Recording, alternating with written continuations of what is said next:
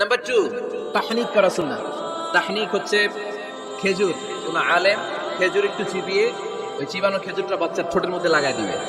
আল্লাহ রাসূল সাল্লাল্লাহু আলাইহি ওয়াসাল্লাম বাচ্চাদেরকে তাহনিক করতেন।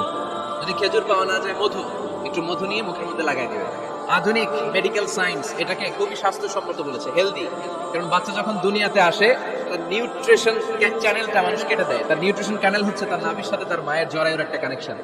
তার মায়ের জরায়ু থেকে সে এনার্জি পেত, নিউট্রিশন পেত। মানুষ যখন এটা কেটে দেয়, তখন তার নিউট্রিশন সাপ্লাই বন্ধ হয়ে যায়, কিন্তু তার এনার্জি খরচ করার প্রবণতা বেড়ে যায়। সে ওয়া চিৎকার করে, চিৎকার মারতে তার এনার্জি লাগে। সে হাত পা ছোটাছুটি করে, তার এনার্জি লাগে, কিন্তু এনার্জি নাই।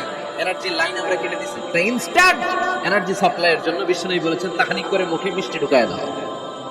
সুবহানাল্লাহ পড়বেন না? এখন চিকিৎসা বিজ্ঞান বলছে নিউ বর্ন বেবি, নবজাতক বাচ্চার মুখে যদি মধু দেওয়া হয় বা খেজুর লাগিয়ে দেওয়া হয়, ব্রেইন হ্যামারিং থেকে সে বেঁচে যায়। তার ব্লাড সুগার লো হয়ে যায়, কিন্তু মিষ্টিটা দেওয়ার সাথে সাথে এনার্জি সাপ্লাই হয়। সুবহানাল্লাহ পড়েন। আল্লাহর হাবিব সাল্লাল্লাহু আলাইহি ওয়াসাল্লামের কাছে কোনো বাচ্চা নিয়ে আসলেই বিষ্ণু সাল্লাল্লাহু আলাইহি ওয়াসাল্লাম বলছে, এই খেজুর নিয়ে আসো।